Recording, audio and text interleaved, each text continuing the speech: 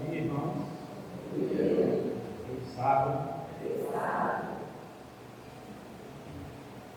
Que prazer ouvir uma mensagem tão bonita e comunhão com Deus. O nosso irmão Israel acabou de cantar. Lembro que o primeiro e último sermão que eu peguei aqui, eu chamei de Isaías. Eu às vezes me atrapalho. Meus irmãos, esta semana, aliás, não esta semana, estes últimos 10 dias, nós fizemos 10 dias de oração sobre o tema Vida Plena. E esse tema foi muito concentrado na questão da saúde, que é realmente um tema maravilhoso e um tema quase que exclusivo da nossa igreja. Nós vamos encerrar esses 10 dias hoje. Eu gostaria de dizer que eu não vou falar sobre questões de saúde, de alimentação, porque quando eu recebi a incumbência de vir pregar aqui, neste dia, eu não tinha ligado na FPRE. Então eu preparei uma mensagem bem diferente. Não tinha mais como voltar atrás. De todo modo, essa mensagem que eu espero compartilhar com vocês aqui ainda tem tudo a ver com vida plena, com a vida mais plena que pode existir. Eu também peço a vocês um pouco de paciência. Quando eu pensei em pregar isso aqui, eu não sabia nem se ia dar 10 minutos. E à medida que o tempo foi passando, eu recebi uma quantidade tão grande de ideias, de pensamentos a respeito disso, que a grande dificuldade foi escolher o que não dizer. Então, eu não vou pedir a ninguém que não se levante. Se você sentir sede, levante, vá beber água. Ficar apertado, vá ao banheiro. Se achar que precisa esticar as pernas, levante, estique um pouquinho. Mas eu vou pedir a vocês um pouco de paciência. Porque eu tenho a esperança de que, ao fim desta mensagem, todos nós estejamos mais próximos de Deus. Eu estou vendo uma pessoa aqui que eu não queria dizer que é minha mãe, que está filmando. Pode parar de filmar, viu?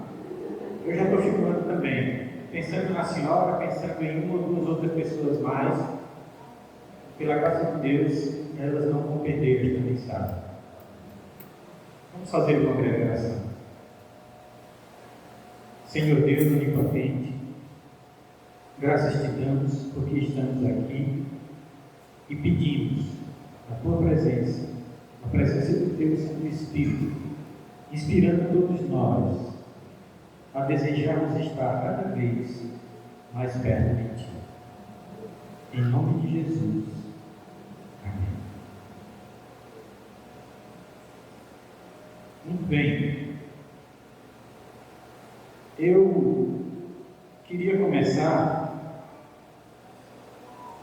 falando para vocês de uma experiência que eu tive. Uma experiência que eu tive antes de me rebatizar. Foi há alguns anos. Alguns anos atrás, eu fui assistir um filme de terror. Fui assistir no cinema. Eu não posso contar isso aqui hoje, mas eu tive alguns problemas com alguns traumas, vamos dizer assim, com questões sobrenaturais. Na minha infância, na minha adolescência, na minha idade adulta, uma das formas que eu tentei, um dos modos como eu achava que eu poderia superar isso, era vendo essas coisas, até não ter mais medo delas. Eu devo dizer para vocês que não foi muito fácil.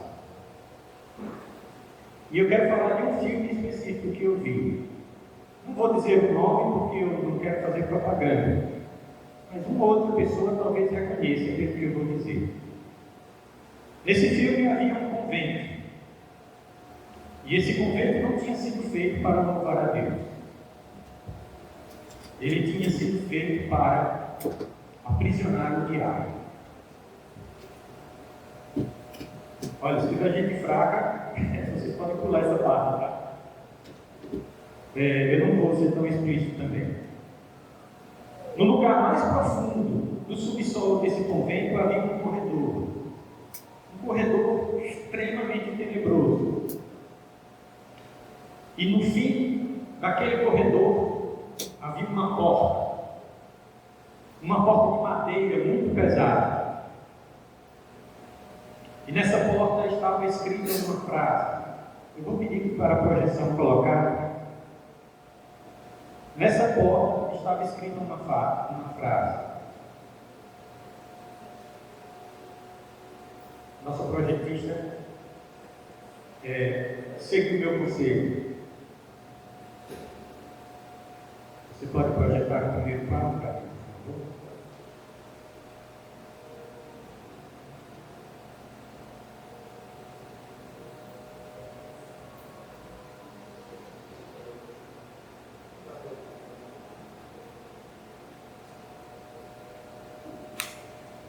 Era uma frase escrita em uma outra língua, escrita em latim. Eu vou continuar, quando Davi conseguir colocar, vai dar tudo certo. Era uma frase escrita em latim, parece que as coisas em latim dão mais medo, e essa dá. Estava escrito naquele portão, naquela porta pesada: Finite hic Deo. Finite hic Deo. Meus irmãos, que frase assustadora. Nada naquele filme me assustou mais do que isso. A tradução dessa frase é: Deus termina aqui. Aquilo foi extremamente assombroso para mim. Porque eu não conseguia imaginar um atrevimento tão grande. Eu não conseguia me imaginar uma blasfêmia tão grande. Havia um mal trancafiado naquele subsolo, e esse mal era tão atrevido que ele dizia: daqui Deus não passa. Na verdade, o que ele dizia era algo ainda pior.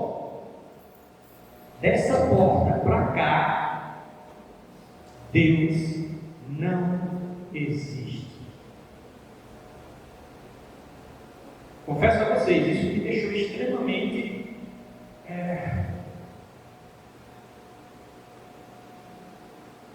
espantado, aterrorizado com a possibilidade da existência de um mal tão gigantesco. Durante milênios, os filósofos têm discutido a natureza do mal. Os teólogos têm discutido a natureza do mal. Dentre esses filósofos e teólogos, no final do século IV depois de Cristo, havia deixa o primeiro quadro por enquanto, por favor. Eu me atrapalho muito com aquilo ali. Deixa o primeiro quadro, por favor. Isso. Os teólogos e filósofos debatem a natureza do mal. Um desses filósofos e teólogos, ele era filósofo e teólogo, também era bispo de uma igreja no norte da África e ficou conhecido na história com o nome de Santo Agostinho. Ele dizia uma coisa bem curiosa a respeito do mal. Ele dizia que o mal não existe. Não existe o mal. Existem essas flores, existem essas maquetes, existe esse púlpito, existimos nós, existe Deus, mas o mal não existe. Porque o mal não é uma coisa que tem um ser em si, que tem a existência em si mesmo. O mal não é uma coisa que existe, o mal é uma coisa que não existe. Em que sentido? Ele quis dizer que o mal é a ausência do bem. O mal não é uma coisa que existe, é uma coisa que falta. Quando falta o bem, existe o mal. Quando falta Deus, existe o mal. É como a sombra. A sombra não existe. Você não consegue fazer uma lâmpada que projeta sombra. Isso não existe. O que existe é a ausência de luz. Você coloca uma barreira entre a fonte de luz e o objeto que deveria ser iluminado, a área que deveria ser iluminada, e você faz sombra. Você faz as trevas. O mal é a ausência de ser ou de existência. Confesso a vocês que essa explicação dele não me convenceu muito. Eu achei um jogo de palavras, sabe? Achei que era um mero jogo de palavras. E não fazia muito sentido. Para mim era um jogo de palavras inteligente, mas não condizia com a realidade. O mal existe. A gente vê o mal acontecendo todo santo dia. Então você dizer que não existe e que é só, para mim era só um truque retórico, um truque com as palavras.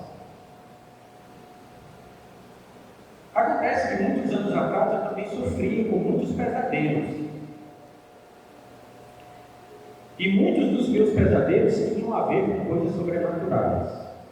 E sempre as piores coisas. Mas o meu pior pesadelo de todos os tempos eu tive, não sei, alguns anos depois de ler uma história da filosofia que contava essa posição de Santo Agostinho. E o sonho era o seguinte: eu estava na beira de uma piscina.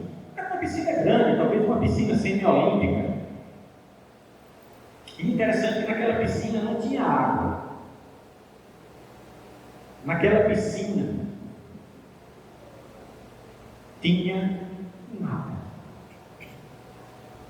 Ah não, a piscina estava vazia. Não, a piscina estava cheia de nada. Era apenas uma treva impenetrável. E de repente aquela treva não somente me transportou, mas ela saltou da piscina em minha direção para me engolir. E eu vivi ali sendo engolido pelo nada, sendo engolido pela inexistência, sendo engolido pelo vazio absoluto. E eu vou dizer para vocês, foi a coisa mais aterrorizante com que eu já sonhei em toda a minha vida. Porque naquele nada, naquele vazio, eu senti um mal infinito, um mal inigualável. E eu fiquei tão aterrorizado que eu acordei gritando. Coitada de Ivone, minha esposa, que teve um susto gigantesco. Eu acordei gritando, com todas as forças dos meus pulmões, gritando o nome da minha terapeuta. Vocês não a conhecem, ela se chama Cristina Cavalcante. Eu gritei acordando Cristina. Provavelmente porque eu achava que ela era o único ser humano na face da terra capaz de me arrancar das garras daquele mal absoluto. Eu não estaria aqui hoje se não fosse por ela. E embora ela não esteja presente, quero manifestar a minha gratidão. Meus irmãos, depois desse pesadelo eu entendi o que é o mal. Realmente Agostinho tinha razão. O mal é o nada. O mal é o vazio. O mal é a inexistência. O mal é a morte. O mal é a ausência de Deus. Se o mal é a ausência de Deus, o mal absoluto é a ausência absoluta Deus. Onde não existe Deus de maneira nenhuma, é ali que existe o mal. Eu fiz umas anotações na minha apresentação, conferi umas 15 ou 30 vezes e estava tudo certo. Não sei por que as anotações sumiram. Então talvez eu me atrapalhe um pouco na passagem aqui das projeções. Mas a gente vai prosseguindo assim mesmo. O mal absoluto é a ausência absoluta de Deus. A questão que fica é: isso existe? Existe a ausência absoluta de Deus? Existe algum lugar que se cumpram aquelas palavras diabólicas daquela porta? Deus termina aqui. Deus não existe aqui. Vamos ver. Abra suas Bíblias para passar. Isto, Salmo 139, versículo 5. Salmo 139, versículo 5.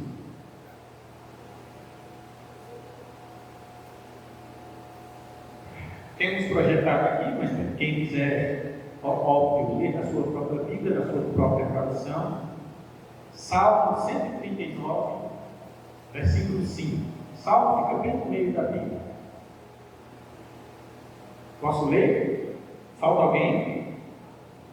Muito bem. Lá diz assim: Tu me cercas por todos os lados e pões a tua mão sobre mim. A primeira coisa que está dito aqui é que Deus nos cerca por todos os lados. Deus está à nossa frente. Deus está acima. Deus está abaixo. Está à sua esquerda, à sua direita. Ele está atrás de você. Ele cerca você por todos os lados. E Ele põe a mão sobre você. Põe a mão sobre o seu ombro, sobre a sua cabeça, para dizer a você: não tenha medo, eu estou aqui. Os versos 7 e 8 dizem mais. Meus irmãos, nós gostamos muito de ter Deus sempre presente conosco, mas às vezes nós queremos fugir de Deus. Os meus anos de comunhão com Deus, eu quis fugir de Deus várias vezes. Nos meus anos de afastamento de Deus, eu também quis fugir de Deus várias vezes. Às vezes nós preferimos que Ele não esteja junto de nós, porque nós queremos fazer coisas, pensar coisas, saborear coisas. Não queremos a voz dele perto de nós dizendo: meu filho, não vá por aí. Mas o salmista diz nos versículos 7 e 8: para onde me ausentarei do teu espírito? Para onde fugirei da tua face? Se subo aos céus, lá estás. Se faço a minha cama no mais profundo abismo, lá estás também. Obrigado, Davi, teve a iniciativa que eu esqueci.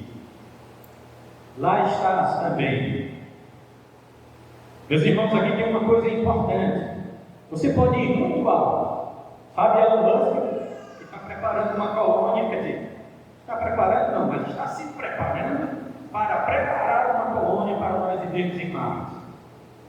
Pode ir para Marte, pode ir para a galáxia mais distante, não importa o quão longe você vá, Deus vai estar lá. Mas ele diz: se eu faço a minha cama no mais profundo abismo. O que é esse mais profundo abismo? Esse mais profundo abismo em hebraico é Sheol. O que significa Sheol? A sepultura. Se você fizer a cama na sepultura, se você fizer a cama na cova, Deus vai estar ali com você. Se alguém botar você lá, Deus vai estar ali com você também. Mas o Sheol não é só a sepultura. O Sheol também significa outras coisas. Em grego, esse lugar se chama Hades, o mundo dos mortos. Tem muitas vezes no Novo Testamento. o mundo inferior, o inferno. Que inferno é esse, meu irmão? É o inferno do vazio, do nada, as trevas, a inexistência.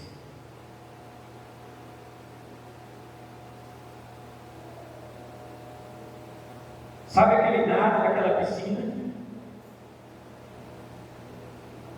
Não era nada, porque Deus estava ali também. Sabe quando Ele veio me engolir? Eu não seria tragado pelo nada, porque ali, onde eu fosse engolido, Deus estaria também. Sabe aquele recinto tenebroso, onde o diabo escreveu, Deus termina aqui? É só bravata, só basófia. Nem Satanás pode fugir de Deus. Não existe lugar onde Satanás possa manter Deus longe. Não existe lugar onde Deus não esteja com você. Por mais tenebroso e vazio que seja esse lugar. Pode passar, por favor. Mesmo Salmo, versos 9 e 10. Se eu tomar as asas da alvorada, se eu habitar nas extremidades do mar, se bem que aqui o mar é para lá, né? Mas tudo bem, eu pensei no mar lá do outro lado, atravessando aqui a América do Sul todinha, atravessando o Pacífico e depois, e caindo no vazio, se ele existisse depois. Ele diz assim, ainda ali a tua mão me guiará, e a tua mão direita me sustentará. Meus irmãos, Deus está conosco, não importa para onde nós vamos, não importa o quanto nós queiramos fugir de Deus, Ele estará conosco. E a presença de Deus ao nosso redor não é vigilância. A presença de Deus ao nosso redor é cuidado. A mão dele sustenta você. Você foi parar no inferno. Você foi parar no que pode existir de pior nesta vida. Você foi parar na pior treva que pode existir na vida, na história da humanidade. Por mais que o diabo diga a você, Deus terminou, Ele não está aqui. Não é verdade. Deus está ali com você. Os versos 11 e 12 dizem assim: eu poderia pedir à escuridão que me escondesse, e a luz ao meu redor que se tornasse noite, mas nem mesmo na escuridão eu posso me esconder de ti. Para ti a noite é tão clara como o dia. Escuridão e luz são a mesma coisa. Meus irmãos, não existem trevas na presença de Deus. Vocês sabem aquelas bolas gigantescas de metal que são usadas para demolir prédios? Imagina uma bola daquela sendo usada como uma vidraça. Uma vidraça dessas bem escuras, feitas para bloquear a passagem da luz do sol. É isso que Deus faz com as trevas quando você clama a Deus. Deus não dissipa as trevas, Deus estraçalha as trevas, Deus destrói as trevas. Ainda que a escuridão cerque você, ainda que você prefira a escuridão, Deus vai lá atrás de você. Ainda que você rejeite a Deus, Deus vai ficar lá perto, esperando uma oportunidade, para que você diga, meu Deus, eu não aguento mais essas trevas, eu não aguento mais essa distância de Deus, eu não aguento mais essa vida. Ele estará ali para socorrer você. Acontece que Satanás quer nos convencer do contrário.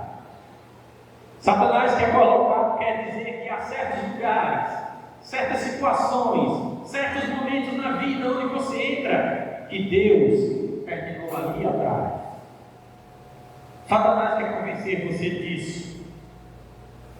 E eu quero dizer para vocês, meus irmãos, graças a Deus, porque nem Jesus foi poupado dessa afronta. Peço que vocês abram a Bíblia ainda em Mateus capítulo 27, versículos 45 e 46. Peço licença um instante. Mateus capítulo 27, versos 45 e 46.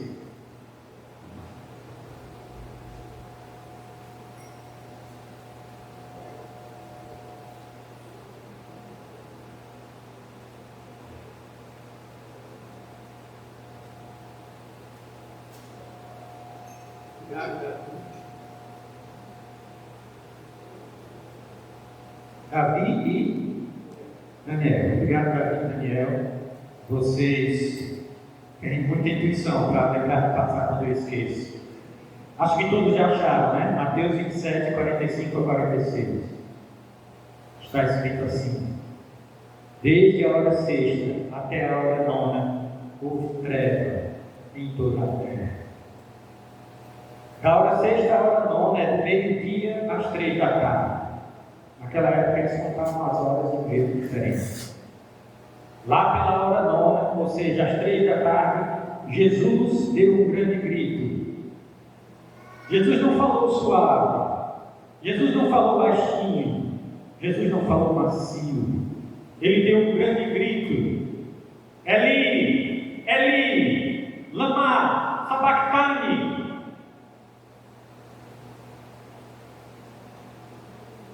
Isso é hebraico, meus irmãos, está no Salmo 22, mas podem continuar aqui. Isto significa: Deus meu, por que me abandonaste? Meus irmãos, Satanás conseguiu convencer Jesus por algum tempo que aquelas trevas eram tão espessas, que aquele vazio era tão intransponível, que aquele mal era tão gigantesco, que o Pai o tinha abandonado. Vocês conseguem imaginar uma pessoa que, mais do que qualquer outra na história de toda a terra, tinha uma comunhão profunda com Deus, chegar ao ponto de dizer: Pai, cadê o Senhor? Pai, onde é que o Senhor está? Por que o Senhor me abandonou? Isso é uma coisa absolutamente impensável, mas aconteceu com Jesus. Acima da cabeça de Cristo estava escrito, Pilatos mandou escrever. Por favor, mostre. Jesus Nazareno, rei dos judeus. Os líderes judaicos não gostaram disso. Não, ele não é nosso rei. Pilatos disse: dane-se, o que eu escrevi está escrito. E ele foi crucificado com isso, acima da cabeça dele. Pode passar, por favor. Mas, meus irmãos, quem fosse capaz de enxergar além da matéria visível, veria, ouvindo aquelas palavras: Jesus Nazareno, rei dos judeus, outras palavras escritas em trevas e na língua impronunciável das hostes malignas. Próximo, por favor.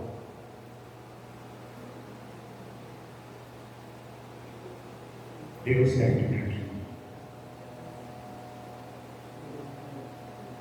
Satanás estava dizendo para Jesus, e indiretamente para toda a humanidade: Deus termina aqui. A esperança de todos vocês acaba aqui. Qualquer expectativa de vitória acaba aqui. Esse é o meu dia, esse é o momento da minha vitória. E ele sussurrava no ouvido de Jesus: seu Pai termina aqui. Sua missão foi um fracasso. Você não converteu o seu povo. Os seus seguidores o abandonaram. Sua mensagem acaba aqui. O seu evangelho acaba aqui. Seu pai rejeitou você. Você é meu. Satanás teve o atrevimento de pronunciar todas essas palavras ao ouvido de Jesus. Pode passar, por favor. Você acaba aqui. Satanás disse para Jesus: você é meu. Você acaba aqui. Não é só que você termina, você acaba. Aqui você acaba. Não é que daqui você não passa. Não é que daqui para frente você não chega. Você acaba aqui. Ele disse para Jesus. Próximo, por favor. João capítulo 19, versículo 30, por favor. João capítulo 19, versículo 30. Meus irmãos, o diabo teve um papel inacreditavelmente maligno nesse dia. Mas aconteceu uma coisa incrível. No meio daquela treva, no meio daquela escuridão, no meio de todo aquele mal, Deus rompeu as trevas, estendeu a sua mão, segurou a mão de Cristo cavado na cruz. E como diz Paulo no texto que nós vamos ler, ali Deus estava reconciliando, estava em Cristo reconciliando consigo o mundo. E Jesus sentiu a presença do seu Pai, sentiu que o seu sacrifício tinha sido aceito, sentiu que ele não tinha falhado, sentiu que a missão dele tinha se cumprido. E então ele disse, quando Jesus tomou o vinagre que um soldado deu a ele, Jesus disse: está consumado. E inclinando a cabeça, entregou o Espírito. Jesus disse: está consumado. O próximo, por favor. O que Jesus quis dizer ao falar que está consumado? Está terminado. O plano da redenção foi cumprido. A vitória de Deus foi conquistada. A salvação do mundo foi garantida. Era isso que estava terminado. Mas Jesus também queria dizer uma outra coisa. Uma coisa muito importante com esse está terminado. O próximo, por favor. Satanás termina aqui. Quando Jesus disse está consumado, está terminado, ele também estava dizendo a Satanás: você termina aqui.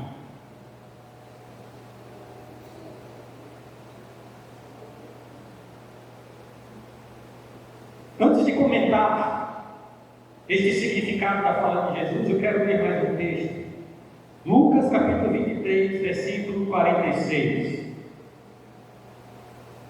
Lucas capítulo 23, versículo 46. Lá está escrito outra coisa. Todos encontraram? Falta alguém? Se faltar alguém, pode levantar a mão, eu espero. Vamos lá. Está escrito assim: Jesus deu um forte grito. Mais uma vez, Jesus não falou baixinho. Jesus não disse palavras suaves. Jesus não disse palavras. Jesus não disse palavras delicadas.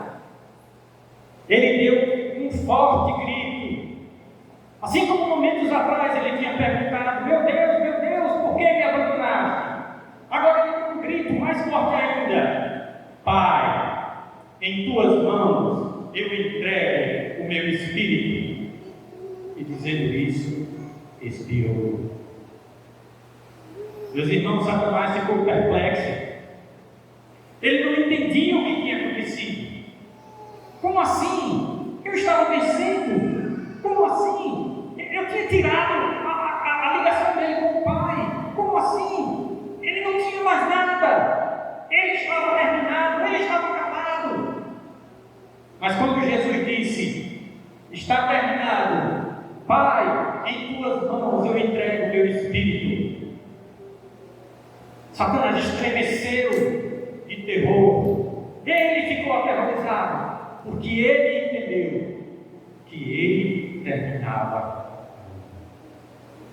Qualquer esperança de vitória dele acabava ali. Qualquer expectativa de que este mundo pertencesse a ele, como ele disse na tentação, acabava ali. A derrota dele ali era total e incontestável. Satanás esperava saborear a vitória, mas sentia apenas o gosto amargo de uma derrota definitiva e eterna. Mas por incrível que pareça, as coisas ainda não tinham chegado, ainda havia mais a acontecer. Jesus começava ali a sua descida ao Hades.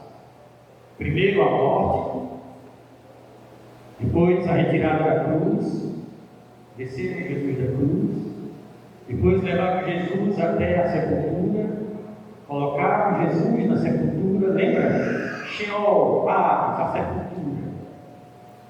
Trancaram a sepultura com uma pedra gigante, amarraram a pedra com cordas, com nós impossíveis de desatar, e fixaram a pedra e as cordas com selos romanos, para que ninguém pudesse remover aquela pedra.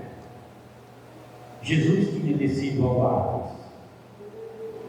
Não só porque Jesus desceu à sepultura, mas porque Jesus desceu à escuridão. Jesus desceu ao vazio. Jesus desceu ao nada. Jesus desceu até a inexistência.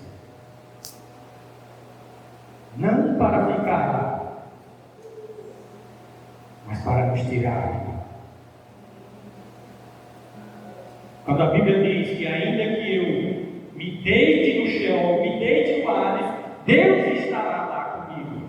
Jesus desceu até lá, para poder nos tirar de lá. Porque a vida de Cristo, a essência de Cristo, o Espírito de Cristo, como ele disse, foi entregue nas mãos de Deus e não nas mãos do inimigo. Ele não desceu, permitam-me usar essa palavra, ao inferno para ficar lá, aprisionado. A essência de Cristo ainda estava guardada em Deus, aguardando a ressurreição. Mas Satanás não desiste nunca.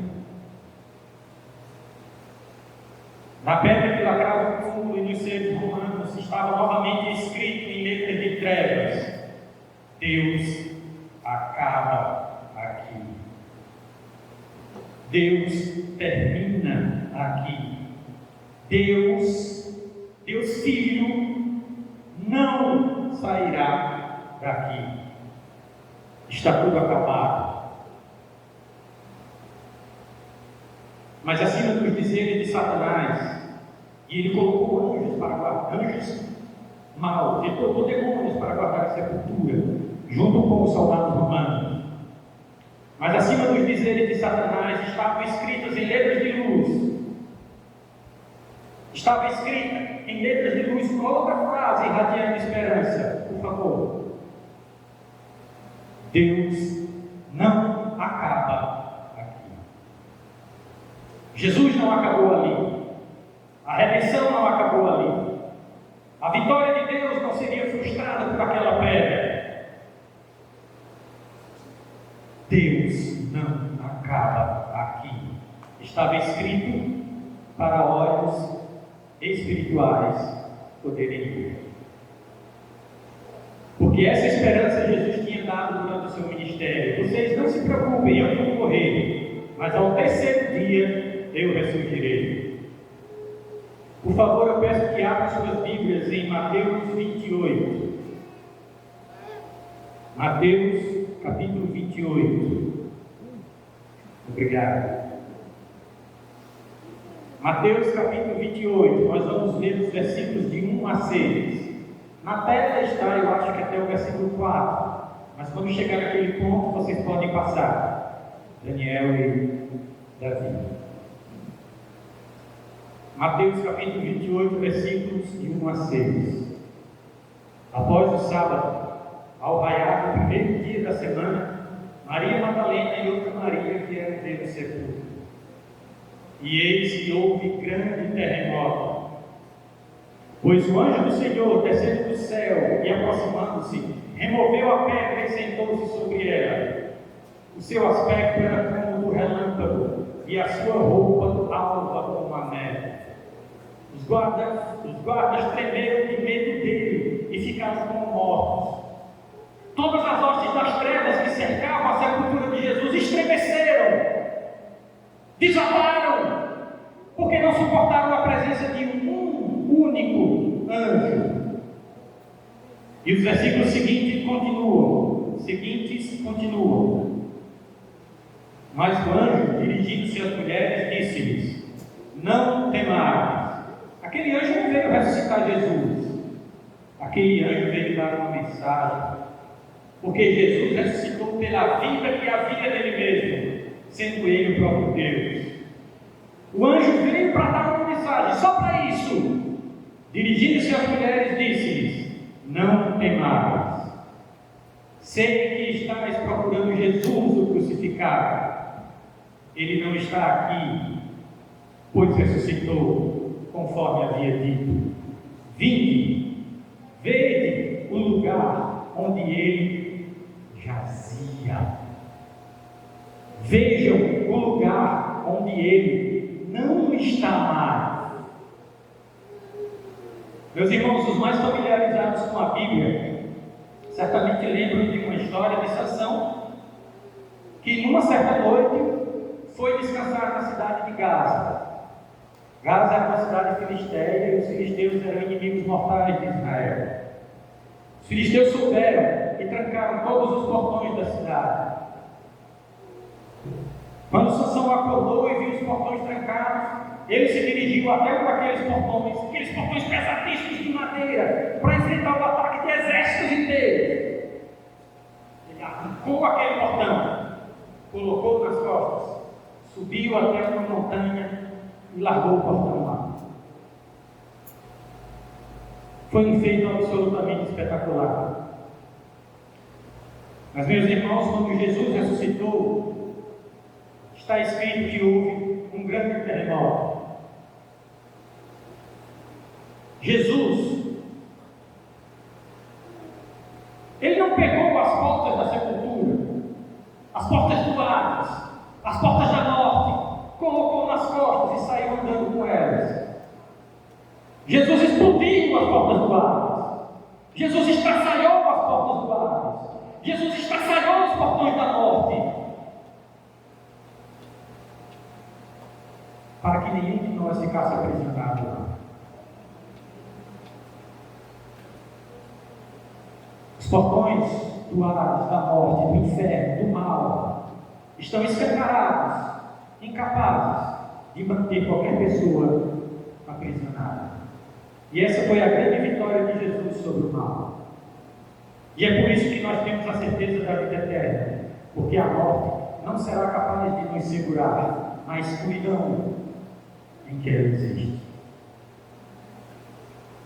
Mas a vitória de Jesus não foi uma vitória só para ele, foi uma vitória também para a sua igreja.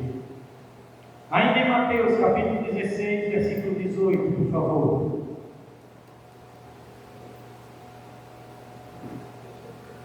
Mateus é o próximo. Isso, esse. Mateus capítulo 16, versículo 18. Jesus disse: também eu te digo que tu és Pedro, sobre esta pedra edificarei a minha igreja. Jesus disse que edificaria a igreja dele sobre a pedra, sobre a rocha, não sobre a areia. E ele disse mais: e as portas do Hades nunca prevalecerão contra ela. As portas da morte nunca prevalecerão contra ela. As portas do nada, da inexistência e do mal nunca prevalecerão contra ela. As portas do inferno nunca prevalecerão contra ela. A igreja de Deus foi dada, foi deixada para arrancar das garras da morte e do Hades uma multidão inumerável de seres humanos. Nem todas as forças do inferno juntas podem prevalecer contra a igreja. E olha que a igreja sofreu muito ao longo de 2000 anos. Intolerância e perseguição pelos judeus, pelos romanos, invasões de bárbaros que quase destruíram a cristandade, invasões de muçulmanos que quase destruíram a cristandade, divisões dentro da própria igreja ocidental contra a igreja oriental, católicos contra protestantes, perseguição de uns contra os outros, guerras religiosas, centenas de milhares de pessoas mortas. Pode passar para o próximo, por favor. Mas a igreja não acabou. A igreja sobreviveu. Até que o diabo teve outra ideia. No século XIX surgiu uma filosofia chamada iluminismo, a filosofia das luzes. O século XVIII era o século das luzes. Que luzes? As luzes da razão, as luzes da inteligência, as luzes do intelecto humano. Chega de Bíblia, chega de Jesus, chega de igreja, chega de padre, chega de pastor. Tudo isso são trevas. Nós temos a verdadeira luz, a luz da razão.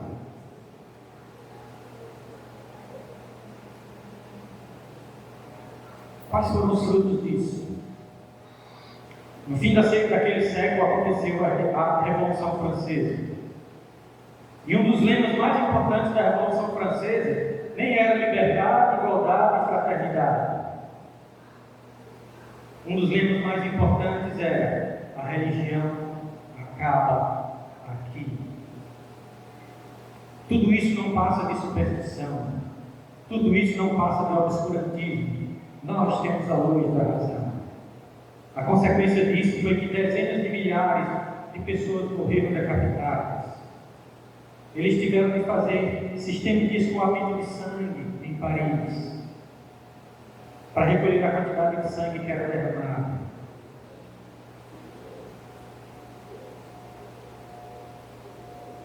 E quando Napoleão tomou o poder, e mesmo antes disso, mas principalmente depois dele, a Europa foi mergulhada em guerras intermináveis que mataram centenas de milhares de pessoas.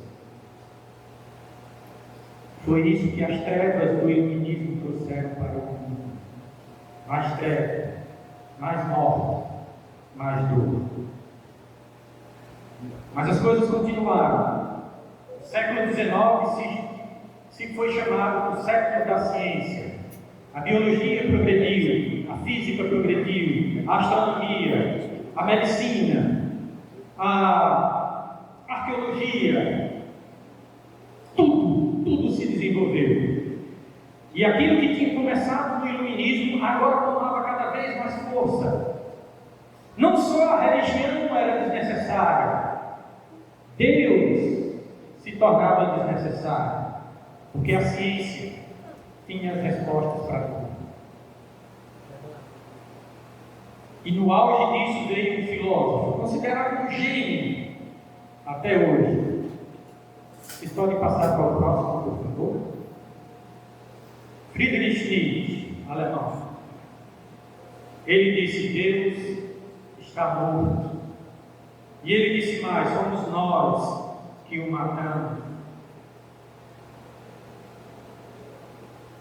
Agora é conosco. Agora a gente que se vive. Esqueçam Deus. Próximo, por favor. Para o pensamento de Nietzsche, dizer que Deus está morto era dizer: Deus acaba aqui. E o mundo acreditou em Nietzsche e em todos os filósofos que propagaram essa ideia. Sabe o que aconteceu, meus irmãos? Uma geração apenas, começou a Primeira Guerra Mundial. Uma guerra que produziu 25 milhões de mortos. As guerras antigamente se contavam em dezenas de milhares, no máximo centenas de milhares milhares de mortos. Esta sozinha matou 25 milhões de pessoas. E na mesma época aconteceu a Revolução Russa, que fez o comunismo dominar a Rússia e se espalhou por muitos países em toda a Terra. Um terço da Terra ficou sob o domínio dessa ideologia macabra. E o resultado disso foi a morte de 100 milhões de pessoas. 25 milhões na Primeira Guerra, 100 milhões ao longo do século XX, graças ao comunismo. Sabe por quê? Porque Deus estava morto. Se Deus está morto, nós não somos a imagem de Deus. Se nós não somos a imagem de Deus, nós não valemos nada. Você não vale nada. Sua vida não vale nada. Por isso se tornou tão fácil matar. Não foi só a tecnologia. É que os homens não acreditavam mais que eram filhos de Deus. Os homens não acreditavam mais que eram irmãos criados pelo mesmo Pai. E a vida humana passou a não valer nada. Uma geração, somente mais uma geração depois da Primeira Guerra Mundial, veio a Segunda Guerra Mundial. Essa guerra sozinha deixou o rastro de 70 milhões de seres humanos mortos em apenas 6 anos. Nunca houve mortandade nem comparável em toda a história da humanidade.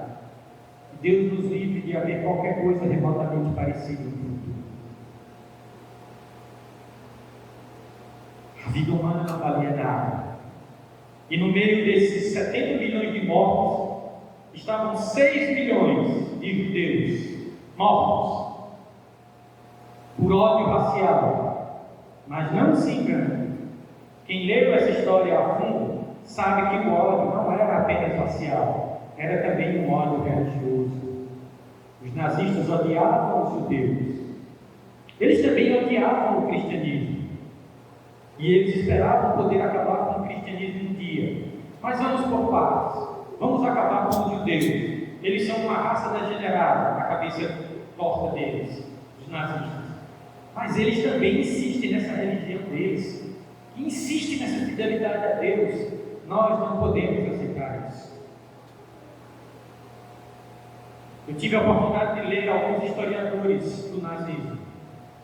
E eu lhes garanto que um dos motivos de 6 milhões de seres humanos terem morrido naquelas câmaras de gás não foi somente por ódio racial, foi também porque eles eram um povo que ainda tinha a sua lealdade a Deus. Eu vou ter de pular um pouco. Pode passar um pouco? Pode passar? Só um minuto.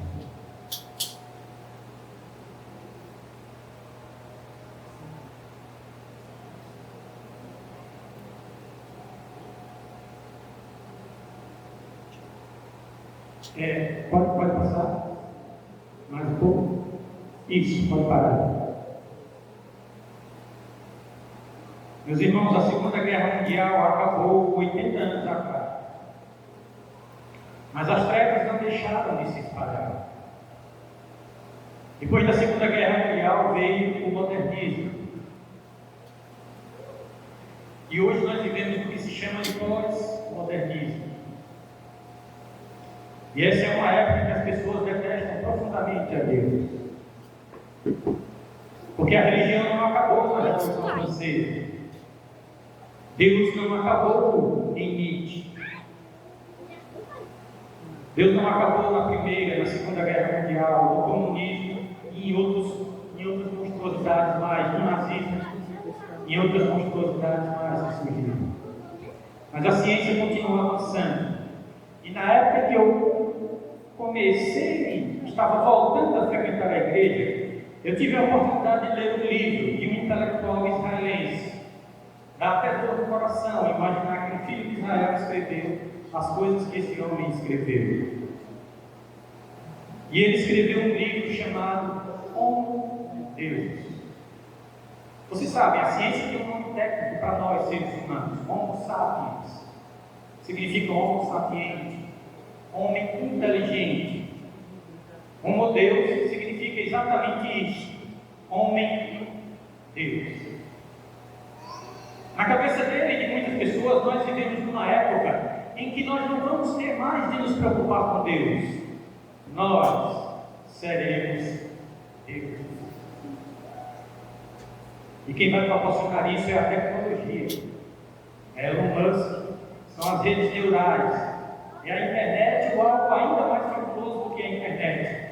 É a possibilidade de viajar pelo cosmos, levando a nossa consciência junto. E esse livro ele escreveu agora, faz uns 6 anos. E ele diz o seguinte, em um trecho que foi particularmente muito marcante para mim. Mais de um século depois de Nietzsche declarar o morto, parece que Deus está voltando. Sabe por que ele diz isso, meus irmãos? Não aparece nos jornais. Mas embora a Europa e a América tenham em grande parte voltado as costas para Deus, na África, na Ásia, na Oceania e até aqui na América do Sul, converte-se por dia ao cristianismo, a Jesus, mais gente do que em todos os dias de todos os tempos anteriores da história. Graças a Deus. E isso essas pessoas não podem aceitar. E ele disse o seguinte: parece que Deus está voltando, mas isso é uma miragem, isso é uma fantasia, isso é uma ilusão. E ele continua: Deus está morto.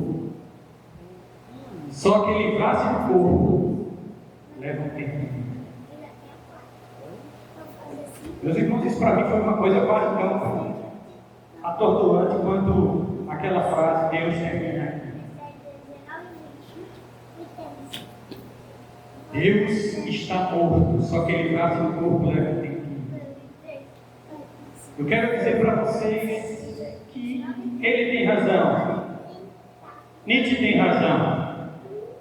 Deus morreu e fomos nós que o matamos. Pode passar, por favor. Mas o problema não é se livrar do corpo. O problema é encontrar o corpo, porque o sepulcro está vazio. Nós matamos Deus, não no século XIX, nós matamos Deus lá naquela cruz. Mas não existe como Deus ficar morto. Todas essas pessoas que detestam o cristianismo podem procurar o quanto quiserem, nunca vão encontrar o corpo de Deus, o corpo de Cristo, porque o sepulcro está vazio.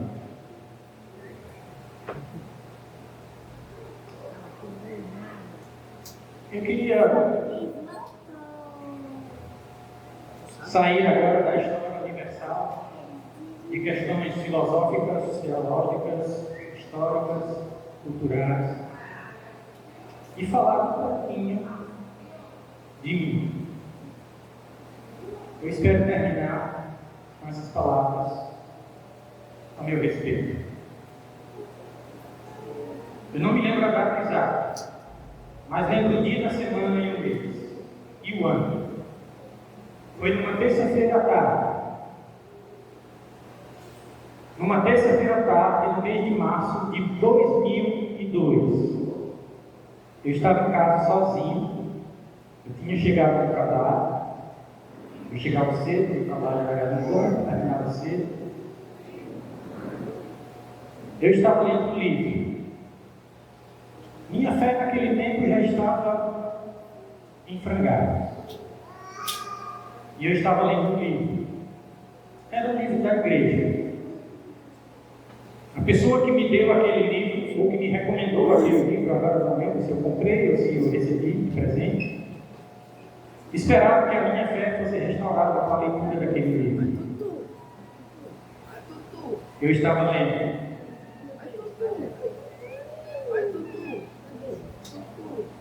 E eu cheguei num parágrafo.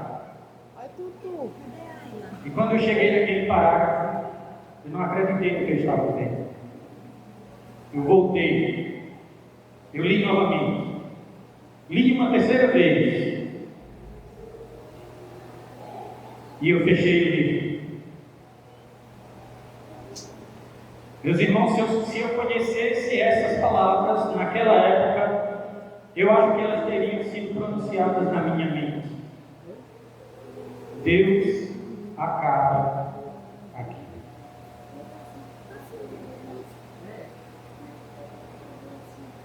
E sim, Deus acabou para mim naquele dia. Ele já vinha acabando fazia tempo. Naquele dia ele acabou de vez. E os anos que se seguiram foram os piores anos da minha vida. Foram muitos anos. Foram anos muito ruins também para a Ivone. Tenho que agradecer a ela. Eu também estou aqui por causa dela.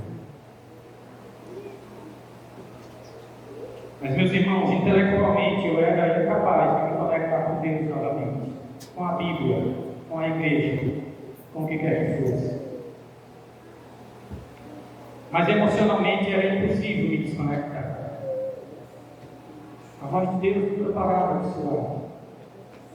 A voz de Deus nunca parava de chamar. E às vezes eu ouvia a voz de Deus num livro que eu lia. Às vezes nem era um livro cristão. E eu ouvia a voz de Deus me chamando. E às vezes eu ouvia músicas da igreja, às vezes até músicas que nem eram da igreja. Mas eu vou lembrar de um grupo vocal evangélico, não sei se são todas da mesma igreja, acho que os mais novos conhecem bem, apesar de já não serem tão recentes assim, o grupo Voices. Eu amava tudo que elas cantavam, mas havia alguma coisa que elas cantavam que me fazia chorar como uma criança. E eu chorava como uma criança, e eu repetia, eu cantava junto com aquelas palavras, e eu gritava aquelas palavras na minha mente. E eu ficava pensando, como pode ser isso? Eu não acredito mais em nada, por que eu ainda fico insistindo nessas palavras? Por favor, abram suas Bíblias no livro de Romanos, capítulo 8. Versículos 38 a 39.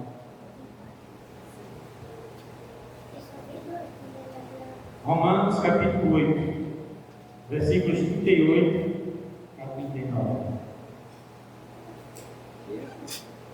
Lá está escrito assim. E era o que dizia essa música. E eu conhecia o texto bíblico. E era impossível não ser impactado pela esperança de que essas palavras fossem verdadeiras para mim ainda onde eu estava. Pois estou convencido de que nem morte nem vida, nem anjos nem demônios, nem o presente nem o futuro, nem quaisquer poderes, nem altura nem profundidade, nem qualquer outra coisa na criação será capaz de nos separar do amor de Deus que está em Cristo Jesus, nosso Senhor. Meus irmãos, que palavras fortes. Nem anjos, nem demônios, nem luz, nem trevas, nem plenitude, nem vazio, nem profundidade, nem altura, nem distância. Não existe nenhuma criatura em toda a criação capaz de nos separar do amor de Deus que está em Cristo Jesus, nosso Senhor. Seu intelecto pode se separar de Deus. As suas convicções podem se separar de Deus. Você pode ir para longe. Você pode pedir desligamento da igreja. E foi o que eu fiz. Mas não importa quão longe você vá, Deus vai vir. Porque não existe distância capaz de separar você do amor de Deus.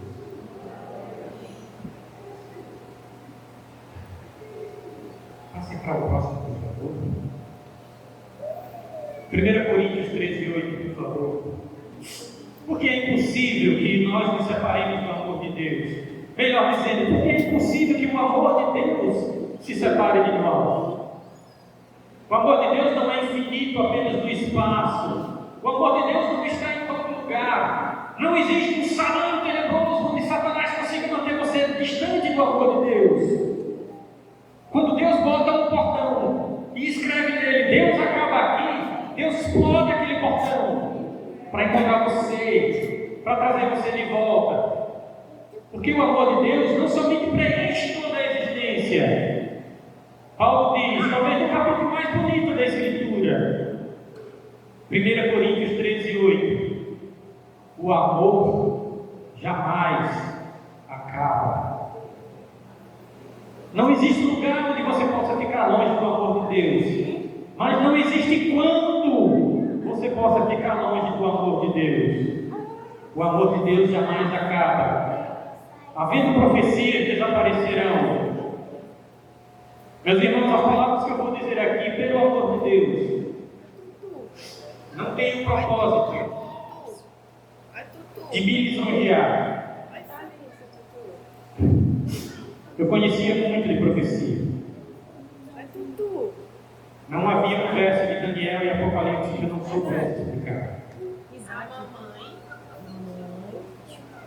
Eu ministrei vários seminários, revelações do Apocalipse, junto com outro irmão da nossa igreja, José Amorim, que hoje é pastor. Começou este ano, não no ministério, mas num departamento ou num distrito agora aqui em Alagoas, vizinho nosso, estava no Pará.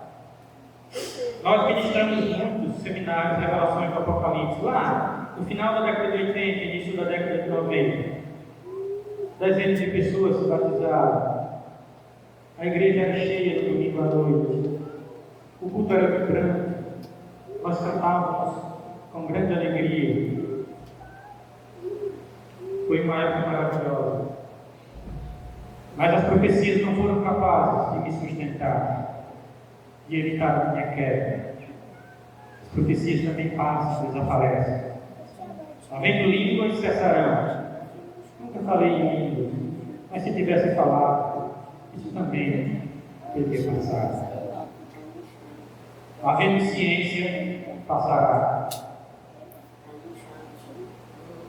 Meus irmãos, mais uma vez, eu não quero me engrandecer diante de vocês,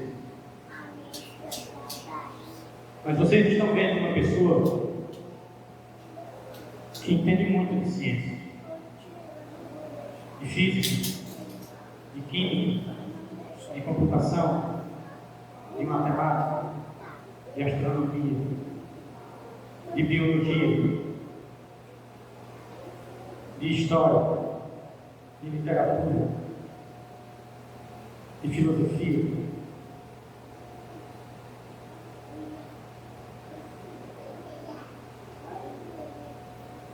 Salomão diz que acumular conhecimento é acumular sofrimento. Todo esse conhecimento foi inútil para salvar. A única coisa que jamais acabou foi o amor de Deus. E a única coisa que jamais acabou foi aquele sentimento do meu íntimo, aquela esperança de que um dia esse amor de Deus me alcançaria.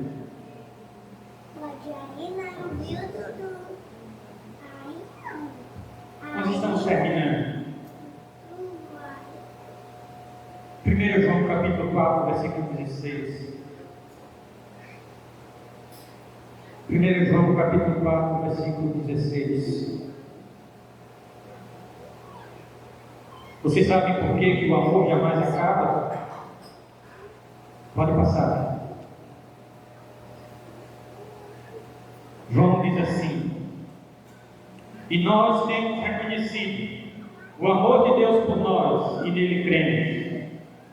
Deus é amor. Aquele que permanece no amor, permanece em Deus. E Deus permanece nele. Meus irmãos, sabe por que é que o amor jamais acaba? Porque Deus é amor. E Deus não acaba nunca. Deus não acaba nunca. nunca.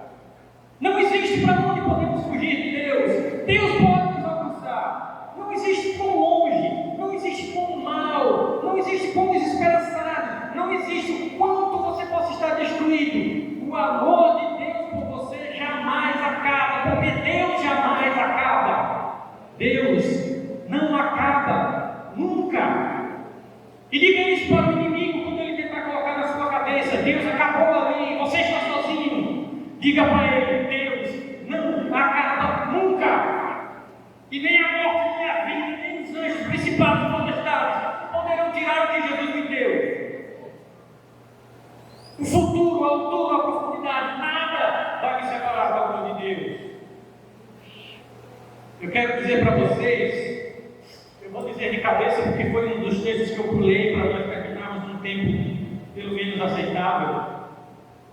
De todo modo, abra sua Bíblia no Salmo 23, porque nós vamos terminar com essas palavras.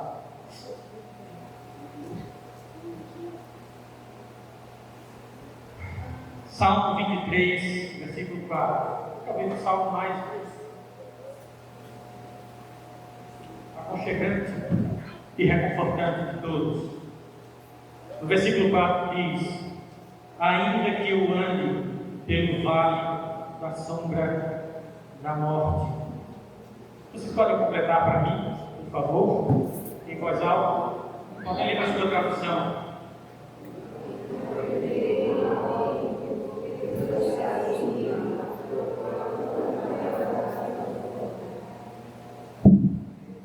Ainda que eu ande pelo vale da sombra da morte. Eu andei pelo vale da sombra da morte. Andei durante 22 anos. Andei pelo vale da sombra da morte. Mas o salmista diz a Deus: ainda que eu ande pelo vale da sombra da morte, ainda que eu chegue tão perto dos portões do Hades, ainda que eu chegue tão perto dos portões do inferno, ainda que o inimigo me arraste lá para dentro, eu não temerei mal algum, porque tu estás comigo. O teu bordão e o teu cajado me consolam. Eu sou minha consolação ao longo de todos esses anos. Sim, eu me consolava na esperança de que Deus não tinha acabado para mim. E o último versículo diz assim, versículo 6: bondade e misericórdia certamente me seguirão todos os dias da minha vida. A bondade e a misericórdia de Deus vai seguir você todos os dias da sua vida. Jesus disse que as portas do inferno não prevaleceriam contra a sua igreja. Não vão prevalecer contra você. E a bondade e a misericórdia acompanharão. Se você virar as suas costas para Deus, Ele vai atrás de você, acompanhando a sua bondade, a sua misericórdia.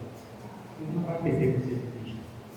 E de vez em quando você pensar: meu Deus, só estas duas palavras, meu Deus, Ele vai pôr a mão em você e vai dizer: eu estou aqui. Não tenha medo, não tenha medo. E por fim, essa companhia de Deus vai até que se cumpram estas últimas palavras: e habitarei na casa do Senhor para todo sempre. Para todo sempre, até o fim da eternidade, que não é o fim. Estaremos filhos de Deus, não mais enxergando por um véu, mas na plenitude de sua glória. E nunca mais haverá sombra, nunca mais haverá sofrimento, não haverá Hades, não haverá morte, não haverá inferno. Haverá apenas Deus e nós, habitando na casa do Senhor, para todo sempre.